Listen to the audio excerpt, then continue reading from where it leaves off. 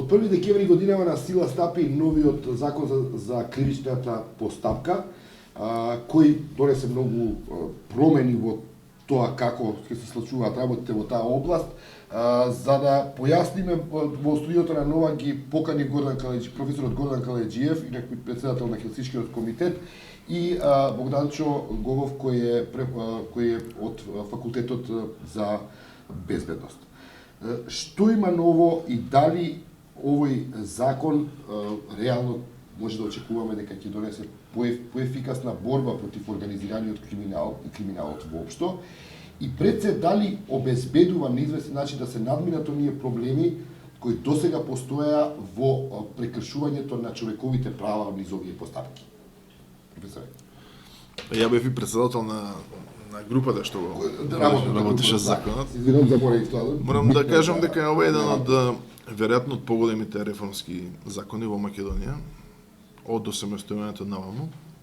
Се работи за закон кој што не ја менува само судската процедура во кривичните предмети, туку го менува целиот оној систем на казнена правда, бидејќи имаме сосема нова улога на државните органи во постапката, а и на субјектите во постапката. Значи, имаме нови односи помеѓу обвинителството и полицијата, помеѓу обвинителството и судот.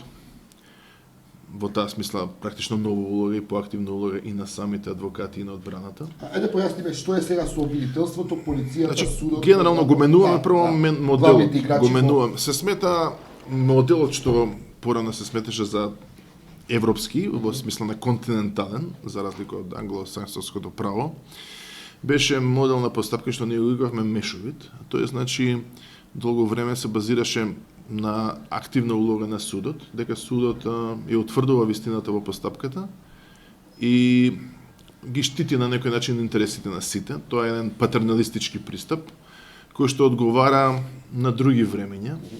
Генерално англосаксонски или модерниот концепт на човекови права, кој што го има имплементирано и во меѓународните инструменти, тргнува од еден сосема друг модел. Прво, не и верува толку на државата како што и веруваше овој стариот модел, дека државните органи пред се судот заедно со обвинителството и другите ќе ја најде вистината и дека сите ќе бидат задоволни, а правата на одбраната беа како имплантирани дополнително во тој стар модел кој што во суштина се уште беше инквизиторен, иако ние го викавме мешовита инквизитор на акузаторен. Тоа значи дека најглавна е улогата на судот.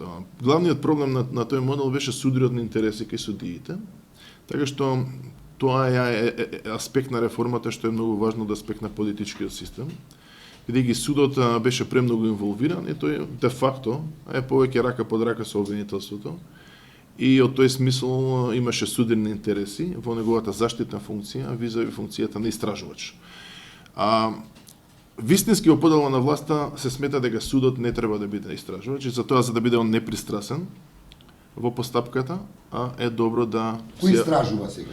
Истражуваат државните органи, а во името на некој начин извршната власт, во почетокот од откривањето на криминалот и натаму го има полицијата, а обвинителството веќе дури не исто така го сметаме за некој начин орган на правосудство се повеќе него или орган на државна власт. Он во исто време ја контролира полицијата, но заедно со нејзе се грижи за законито обезбедување на докази во постапка. Тоа значи дека судот сега нема обврска да ја утврдува на некој начин вистината.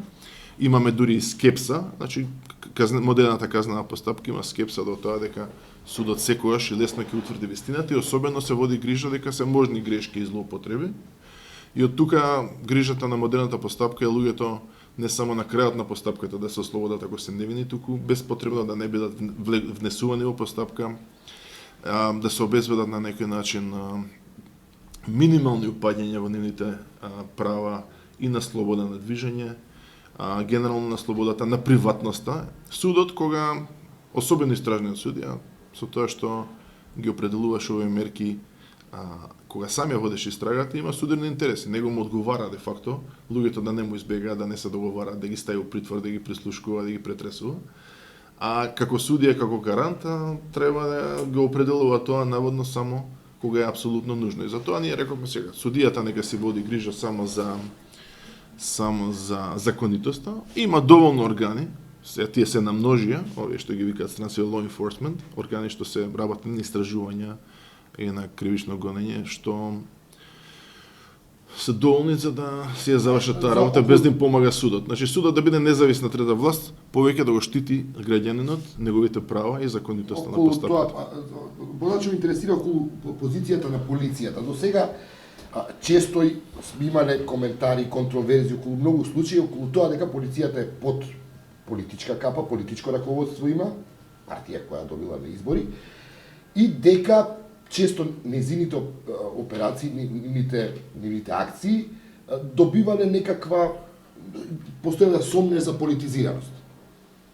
Дали со новите одредби, со новиот закон, со овие измени, во таа смисла граѓаните можат да бидат порелаксирани дека работите во повеќе во професионална насока, отколку што политичка.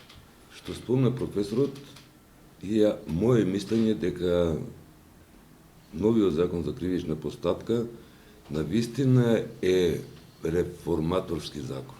Прв од осамостојувањето на државата. Ние наследивме еден правен систем од заедничката држава, кој го прифативме со Уставниот закон член 5 и козметички менувавме со години закони, терминолошки, додававме делови во сите области од правото. Овој закон е навистина нов како концепт и навистина е, да речеме, реформаторски. Особено во овој дел за улогата на полицијата. Полицијата по дефиниција е највидливиот дел на власт, на политичката власт. Значи, во секоја држава граѓанинот може да не го види премиерот и да не го знае, во Америка Обама го знаат негде 50% од населението. Меѓутоа ги знае полицајците од своето мало и така натаму, и државата е доживува преку полицијата. Значи, многу битно е каква е улогата на полицијата, како таа функционира, како таа се однесува спрема граѓаните, кој има влијание врз неже и така натаму, како ги носи одлуките и слично. Според мене, до сега, како што беше поставено, министрот за внатрешни работи, политичка личност, што е сосема нормално, заменик од политичка личност, меѓутоа, за разлика од министрот за одбрана, кој не е генерал, министрот за внатрешни работи е овластен полициски службеник. Так. Тоа, навистина, можам да го аргументирам долго, меѓутоа исто кога да имаме министр за одбрана со чин генерал. Тоа покажуваше дека политиката командува со оперативната работа. И сега како е? Како сега идејата која беше со законот? Значи, полицијата, оној дел што е оперативен и, да речеме, на тактичко ниво што работи, да е јасно поделен од оној што е на стратегиско ниво. Оно што е раководење, спроведување владини политики, стратегии и така натаму, што е во делот на... Ај поконкретен да бидам, во чија рака се играчки тоа што го вика народот за слушање, прислушување, следење значи, на оперативните служби. И сите тие да. Тие се во оперативните служби. И сега, контролата, прво наредбата доаѓа од јавниот обвинител по новиот закон и за дел од посебните истражни мерки. Не судијата? Значи, за дел од јавниот обвинител, за оние што се најинвазивни, што најдлабоко навлегуваат во човековите слободи и права во неговата приватност, води барање од јавниот обвинител, да аргументирано до судијата на предходната постапка која дава наредбата. И сега, значи, внатре во полицијата, нивото кое ќе биде во текство, резултатите од последните истражни мерки завршува со началникот на оделението или оделот или единицата која го работи случајот. Значи, тој може да ги добие тие податоци. Не може кога на времето високото раководство да ги слуша, да ги гледа снимките затоа што е властено. Значи, сега тоа е документ че создаваше јавниот обвинител. И полицијата само го спроведува и му ги дава него резултатите на дневна основа. Тоа ја ослободува полицијата од политичко реферирање. Меѓутоа, јако ја врзува за правното реферирање спрема јавниот обвинител. Сега, за како јавноста да биде сигурна дека јавниот обвинител, односно обвинителството, нема да биде тоа кое повторно ќе се игра со играчките. И ќе ги никој ништо не може да биде. Делумно ќе ги користи за кршење на човековите права. Значи, никој не може ништо да биде сигурен. Проблемот е што новиот систем се обидува да изгради нешто што во западниот свет се смета за, се нарекува checks and balances, тоа е меѓусебна контрола на властите. Прво, ова што го кажав јас, судската власт да биде контролор и врз обвинителството и врз полицијата, треба таа да не биде со нив исто истражувач на иста задача. Значи, нивната задача станува јасно дека они се контролери на законитоста и на гаранциите обезбедуваат еднаквост меѓу адвокатите и одбраната и овие. Не се, бидејќи кога обвинителот, кога судијата ја утврдува вистината, тој застанува од најголем број на случаи заедно на иста задача, така ја подразбира, со обвинителот и станува непријател на одбраната. Кога тој се релаксира, кога таа заштитна улога во системот е една од алатките која што би ја играл како гарантна. Другата идеја е сега како и обвинителството и полицијата меѓу себе да се контролираат. Значи, во светот проблемот на она што се вика хиерархиски дуализам, значи до сега обвинителството немаше можност што ќе му даде полицијата, тоа е. Тоа е. Значи имавме ние објективно системот беше таков да имавме истражен монопол на полицијата. Обвинителството има некоја своја автономија, меѓутоа нема алатки и чека од полицијата и другите органи тие што ќе му дадат. Така што објективно и уставната улога на обвинителот дека орган што гони, тој не може да игра, бидејќи зависи од полицијата, така што де факто орган што гони во крајна линија излегува дека е повеќе полицијата отколку обвинителството, бидејќи сега моќта на обвинителството е зголемена. Моќта на обвинителството е зголемена теоретски. Да.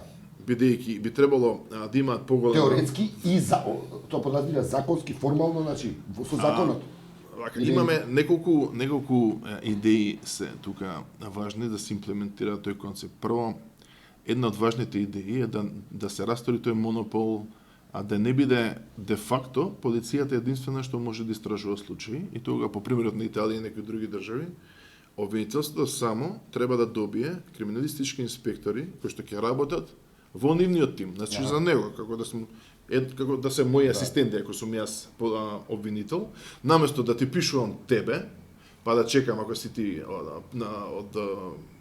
од полиција или од финансиска полиција да барам од вас. Јас кога пратам Богданчо, тие податоци да ги провери за мене или да провери нешто, се скратува на време и се демонополизира полицијата, бидејќи ако се допишува, тоа го имаме, но сега тоа, значи едно е ова што го збориме, очекувањата како и за други работи не треба да се преголеми и не треба да се мисли дека законот ќе смени реалноста, бидејќи има инструменти. Конкретно за ова прашање. Значи ние поидовме со законот, меѓутоа алатките во смисла дека ќе се формираат истражни центри како асистенција на обвинителството не се формираат. Не, затоа и прашувам, например, ние имаме ситуација, медиумите сме пишувале за тоа.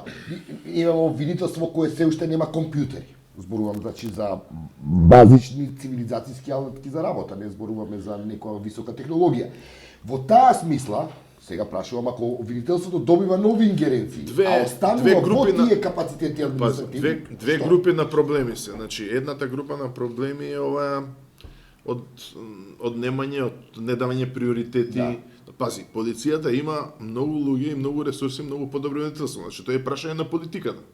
Во крајна линија гледаме дека извршната власт и законодавната, во најголем дел извршната, она може да дозира како овие работи ќе се остваруваат во практика. Ако сака, за жал, почетокот на имплементацијата на законот, изгледа дека оние работи што се наменети законски, теоретски, како алатки во законот, да го направат ова за што зборуваме демонополизација на полицијата и јакнење на обвинителството како една можноста и на медиу контрола, не се остварува. Тоа не е прашање само на средства, бидејќи е прашање на политика. Политиката лесно може да го опреми обвинителство. Тоа се смешни суми гледано од аспект на вкупни трошоци на државата. Второ политичко прашање е дали полицијата и зошто не им ги пушта на работа оние инспектори што треба да поминат од полиција во обвинителство.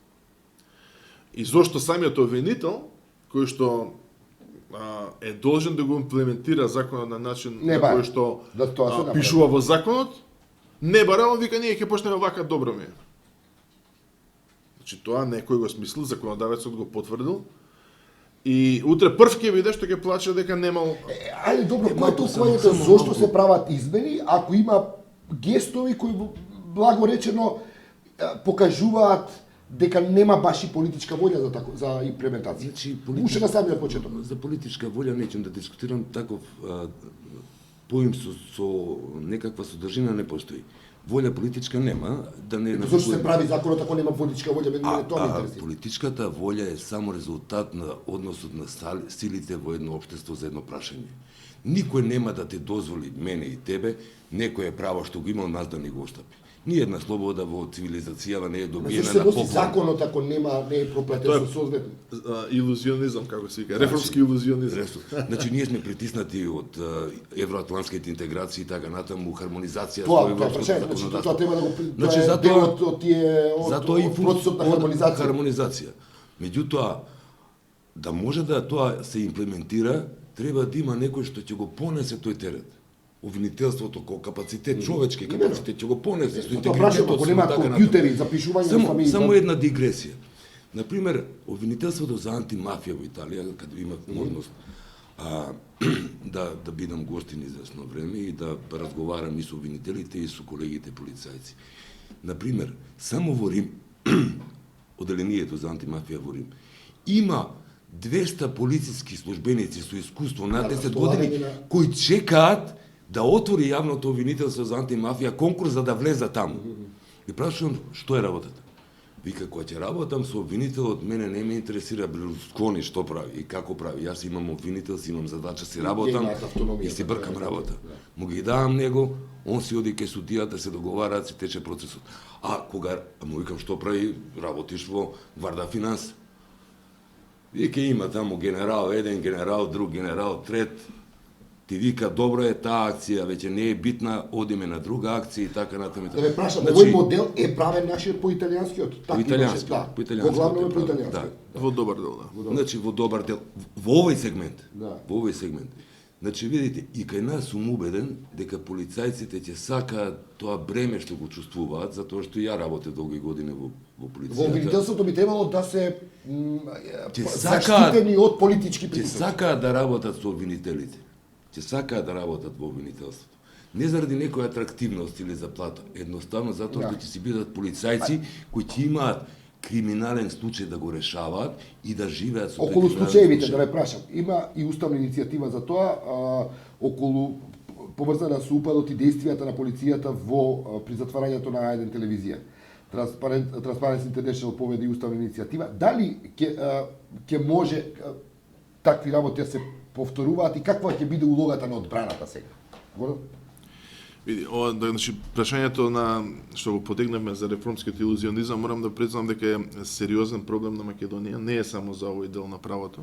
Добро. Македонија покажува една веќе вештина како да има на нормативно рамниште законодавно едни решенија, а де факто во животот да тече на сосема друга реалност и во правото, и во полицијата, и во други сфери.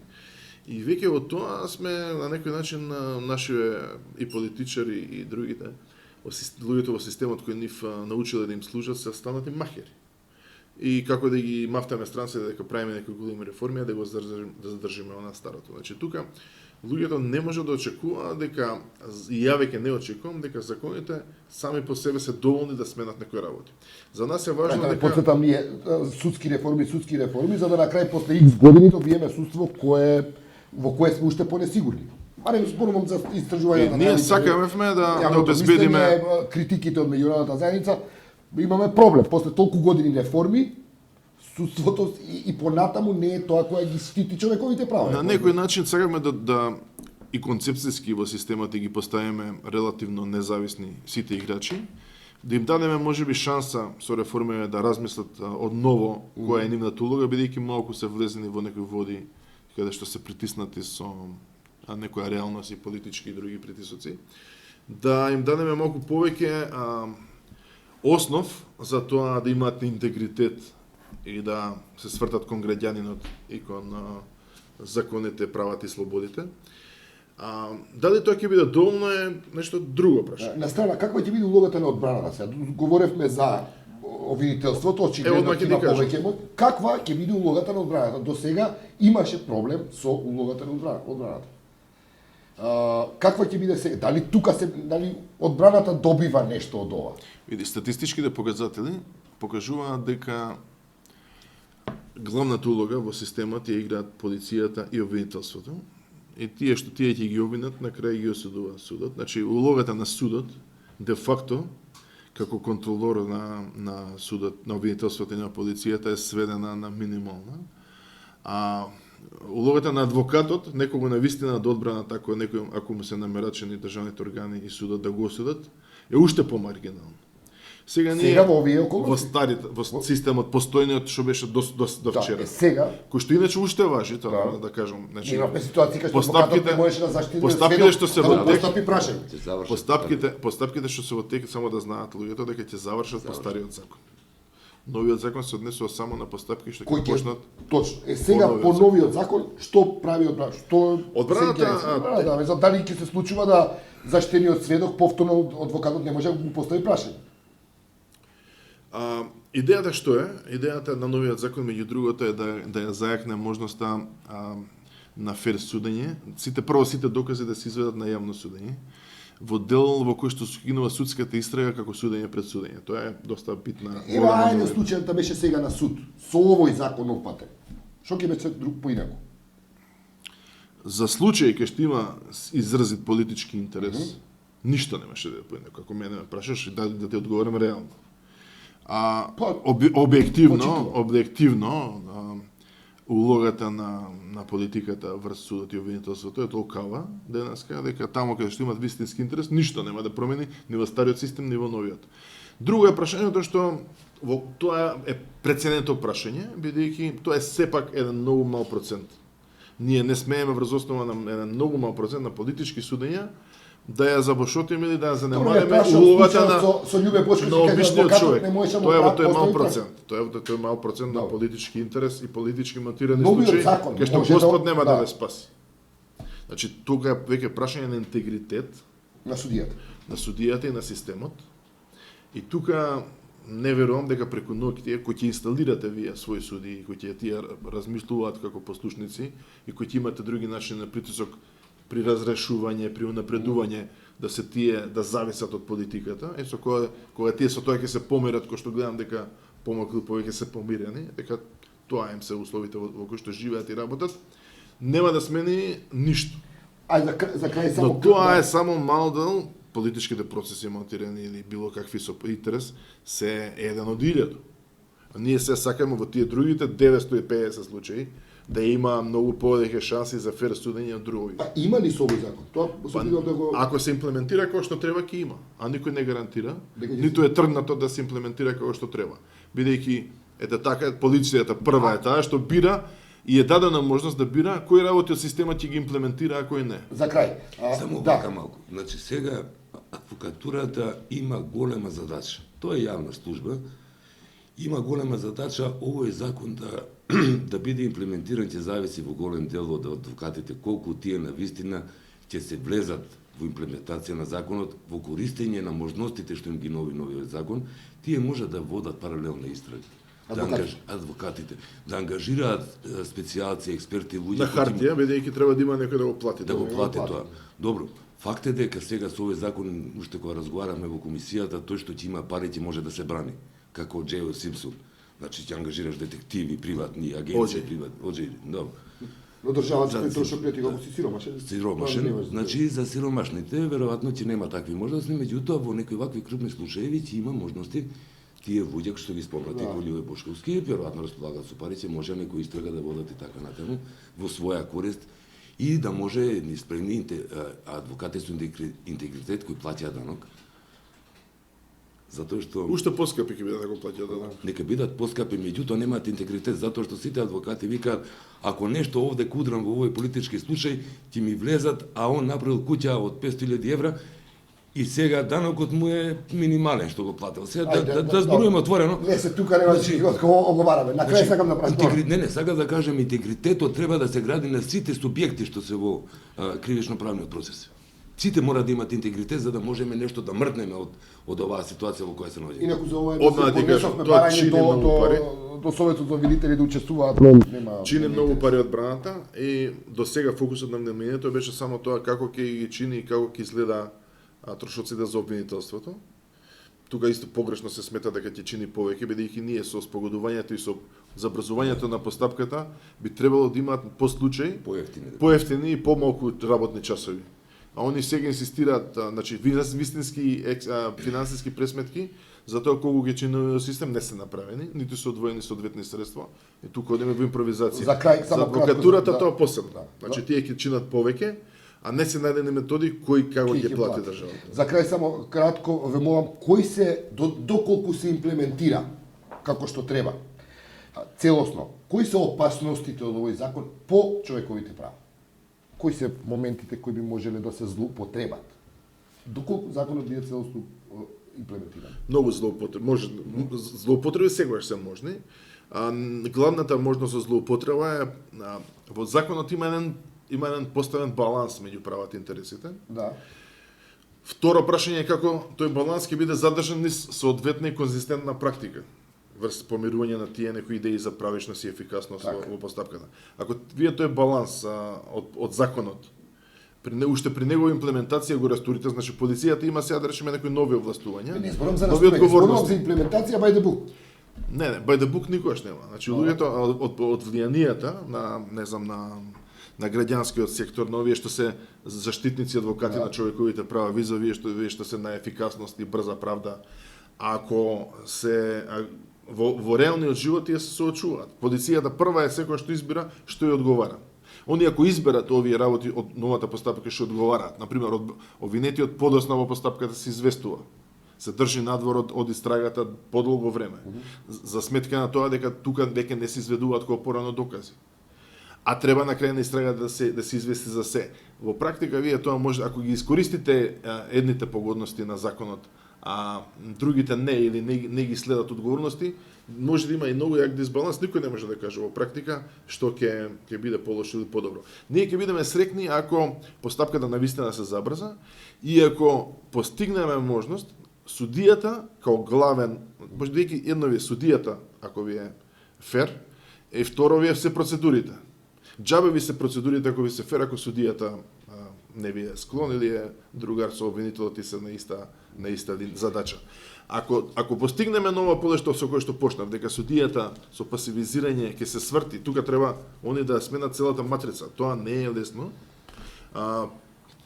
Потешко е, полесно е да се научи ново него да се заборави старото. Новите констелации, обвинителство, суд, полиција, во постоечките политички констелации, дали може да бидат да донесат бетен по човековите права од она што сега видам? По конкретно. Може. Постои ризик. Може, да. Постои ризик. Меѓутоа, ризикот не е само во овој сегмент на правниот систем во државата, него во вкупниот општествен систем кај нас. Без контролни механизми. Значи ги нема контролните механизми. Тоа законот предвидува општеството, академските структури, судиите, здруженијата, има полесен увид, да речеме. Собранието, собраниските комисии, парламентарните групи, невладините организации, медиумите, тоа све мора да и биде контролниот систем за да може ова да функционира во функција на заштита на човековите права и правната држава. Таа реформа не завршува со носење на законот, таа почнува со него. Океј, ви благодарам што бевте гости.